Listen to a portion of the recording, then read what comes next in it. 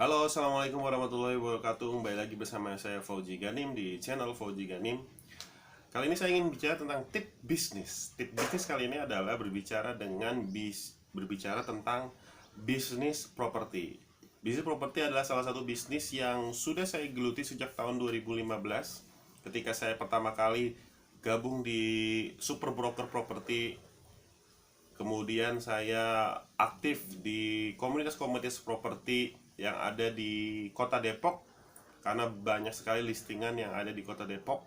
Sampai akhirnya saya menemukan bisnis lain, yaitu di bisnis tour dan travel. Menarik bisnis properti ini karena barangkali bagi Anda yang saat ini sedang mencari ide bisnis ataupun mencari inspirasi bisnis apa yang ingin dijalankan, saya merekomendasikan adalah bisnis properti. Kenapa bisnis properti? Karena meskipun sebetulnya 2019 kemudian sekarang agak slow, agak menurun. Bukan bicara masalah karena momentum saat ini adalah COVID-19, tapi tahun 2019 pun terjadi penurunan. Tapi nggak jadi masalah karena tetap aja permintaannya tetap ada di bisnis properti. Karena orang terus istilahnya ya, siklus kehidupan itu kan terus berputar. Ada yang menikah, mencari rumah, terus melahirkan, sekolah, dan lain-lain, itu terus berputar. Maka kebutuhannya semakin lama semakin meningkat. Sebagai contoh, misalkan di daerah saya, sebelumnya saya di Depok. Depok itu cukup cukup maju ya, cukup pesat perkembangan propertinya. Kemudian saat ini saya sekarang tinggal di Kabupaten Bekasi, yaitu nggak jauh dari Cikarang. Ini juga perkembangan propertinya itu sangat pesat. Apalagi di sini itu banyak pembukaan lahan baru yang tadinya sawah kemudian menjadi perumahan-perumahan subsidi. Ini banyak banget, luar biasa. Pokoknya tempatnya di kecamatan saya itu Sukatani, dekat Karangbahagia. Ini rumah-rumah subsidi banyak banyak banget pokoknya. Nah, ini menjadi peluang buat Anda yang ingin berbisnis. Nah, namun sebelumnya saya ingin memperkenalkan dulu bahwa sebelumnya saya ingin coba ya judulnya dulu deh. Judulnya adalah tips bisnis properti tanpa modal bagi pemula. Jadi buat Anda yang pemula belum pernah bisnis properti sekalipun, inilah tips yang coba ingin saya share ke teman-teman semua dari pengalaman saya. Meskipun memang pengalaman saya terbaru ini perlu diupdate juga. Nanti teman-teman bisa mencari referensi dari sumber-sumber yang lainnya sambil berjalan. Nah, yang perlu diketahui yang pertama adalah bisnis properti itu macam-macam ya, macam-macam. Jadi kalian mau menjadi developer atau pengembang, kemudian kalian mau jadi kontraktor. Ini developer belum tentu kontraktor ya, karena banyak juga yang pengembang kemudian untuk proses pembangunannya diserahkan kepada kontraktor. Ada juga yang pengembang, developer sekaligus kontraktor juga banyak. Nah, kemudian ada juga agent. Agent ini lebih fokus kepada penjualan atau broker lah gitu. Nah, dan juga bisnis jasa-jasa lainnya. Apa aja yang ada di bisnis jasa yang ada di bisnis properti? Seperti contoh misalkan jasa desain, ya. Desain itu merancang konstruksi bangunannya. Kemudian arsitektur lah. Kemudian jasa perizinan. Kemudian jasa yaitu pembuatan IMB, kemudian izin dan lain sebagainya lah, banyak jasa-jasanya. Jasa iklan, jasa apapun, banyak lah yang berkaitan dengan properti. Nah, kemudian pertanyaannya adalah bisnis di sektor apa yang paling mudah dilakukan? Bagi saya, sesuai dengan pengalaman saya, bisnis di sektor properti yang paling mudah dilakukan, yang tanpa modal dan bisa dilakukan oleh siapapun adalah menjadi agen properti. Ya, jadi menjadi agen properti. Karena kenapa? Karena fokus dari agen pemasaran atau agen properti itu hanya menjualkan saja, tidak membangun. Kemudian bahan bahan promosinya pun disiapkan oleh pengembangnya. Kemudian tingkat resikonya pun tidak terlalu besar, dan ini bisa dilakukan oleh siapapun. Tapi ada tips dan kunci-kuncinya yang harus diketahui. Ini yang akan saya bahas kali ini. Nah, apa sih keuntungannya dan berapa besar keuntungan yang biasa diperoleh oleh agen properti? Nah, ini saya kasih tahu bahwa biasanya pengembang ataupun developer itu membagi komisi marketing rata-rata 3%, ya. 3-5% lah. Kalau udah 5% itu biasanya dikasih hak eksklusif, ya. Jadi agen eksklusif. Nah, agen eksklusif ini memang sebetulnya agak berat. Karena kenapa? Karena dia harus punya tim yang cukup banyak dan juga punya modal juga. Untuk apa? Semua media pemasaran disediakan oleh si agen tersebut. Jadi dari 5% itu nanti dikelola lagi uangnya. Nah, rata-rata yang agen lepas itu kisaran 3%. Ya, 3%, kemudian diambil 3% itu, dan biasanya kita sebagai agen properti yang punya tim, kita merekrut agen di bawah kita, sub agen lah, yang mau juga ikut jualan. Tapi kita edukasi bagaimana produk knowledge-nya, bagaimana kelebihan dan keunggulan dari properti yang ditawarkan. Nah, berapa yang kita share ke sub agent kita? Yang kita share itu sekitar 2-2,5%. Artinya masih ada selisih yang kita ambil 0,5-1% komisi kita sebagai pemilik listingan tersebut. Listingan itu adalah properti yang dijual.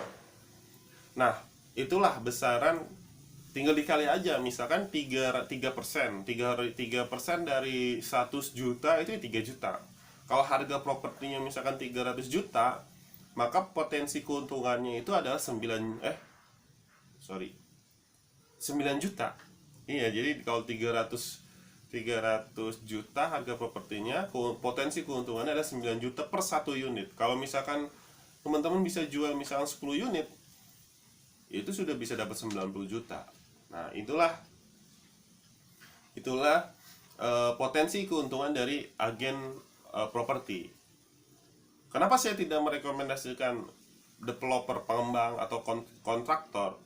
Karena kedua ini harus mewajibkan Anda memiliki modal. Modalnya tidak sedikit. Karena Anda misalkan minimal bisa bangun satu rumah, ada satu unit. Untuk apa?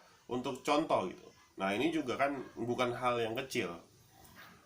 Membangun satu unit bisa ratusan juta gitu kan. Nah, alternatif itu tidak saya rekomendasikan buat Anda yang tidak memiliki modal. Makanya saya merekomendasikan menjadi agen properti. Jadi menjual saja dengan komisi 3% dari total dari price list, dari harga. Nah, kemudian apa saja tips-tipsnya? Ada 5 tips yang ingin saya sampaikan. Yang pertama adalah Anda harus memiliki mental. Jadi harus siap mental. Karena begini, seringkali agent properti itu dianggap kurang, mohon maaf ini bukan merendahkan sebuah profesi, tapi terkadang orang agak lu cuman agent doang ya, misalkan kadang suka kayak gitu. Nah, makanya kita sebagai agent properti itu harus memiliki mental yang kuat. Mental ditolak, mental dicemoohkan, mental dan lain sebagainya harus kuat. Mental kita berani untuk ketemu si developer yang memiliki project. Nah, itu yang harus kita siapkan. Jadi mental paling utama, karena kita menjual gitu kan, meyakinkan orang, kemudian meyakinkan developer, meyakinkan siapapun siapapun yang kita tawarkan untuk mau menerima penawaran kita. Kemudian tips yang kedua adalah perhatikan lingkungan. Jadi kita udah harus mulai memperhatikan lingkungan kita.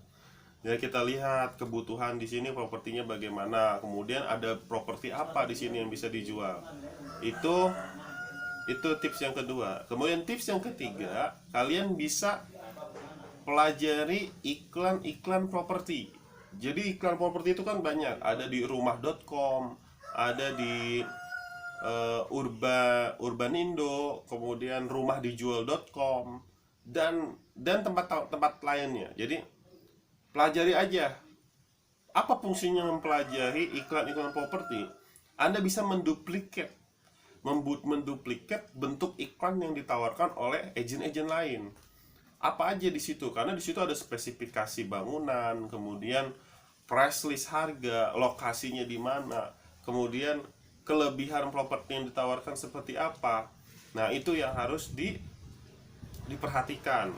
Nah, kemudian tips yang keempat adalah mencari properti. Jadi kalau misalkan kalian tinggal di Cikarang, silahkan keliling mencari properti yang bisa dijual. Oh, misalkan ini lagi ada pengembangan nih, ini lagi ada pembangunan. Datangi, temui developernya, bilang bahwa Pak, Bu, bolehkah saya menjadi tim penjualannya? Saya dari agent A misalkan, saya punya Trias Property. Saya dari Trias Property, saya ingin menawarkan kerjasama. Bagaimana kalau properti Bapak Ibu saya bantu jual? Nah, seperti itu terus ditawarkan, ditolak hingga menjadi masalah. Makanya tips yang pertama tadi adalah mental. Ketika mentalnya sudah kuat, ditolak sebanyak apapun kalian kuat, cuek aja, cari lagi properti yang lain. Itu ya. Itu tips yang keempat, mencari properti untuk dijual. Kemudian tips yang terakhir, yang kelima adalah membangun relasi. Jadi bangun relasi sebanyak mungkin dengan developer, dengan kontraktor, dengan agen-agen yang lain pun bangun relasi. Karena agen yang lain pun kita bisa saling tukar listingan, kita saling tukar properti untuk dijual. Barangkali agen yang lain punya properti bagus dan bisa juga kita bantu jual. Itu dengan adanya relasi, hubungan yang baik, kita bisa bantu properti dia, kita bantu jual, walaupun komisinya lebih kecil. Misalkan kita tidak dapat 3%, melainkan hanya mendapatkan 2,5%. It's okay, nggak jadi masalah. Itu juga sudah bagus. Atau misalkan kita bisa share listingan kita, properti kita, untuk dibantu dijual oleh agent-agent yang lain. Itu juga nggak jadi masalah. Jadi membangun relasi itu penting. Oke. Jadi itulah 5 tips yang ingin saya sampaikan terkait tips bisnis properti tanpa modal bagi pemula. Kuncinya adalah teman-teman menjadi agent properti atau misalkan broker properti.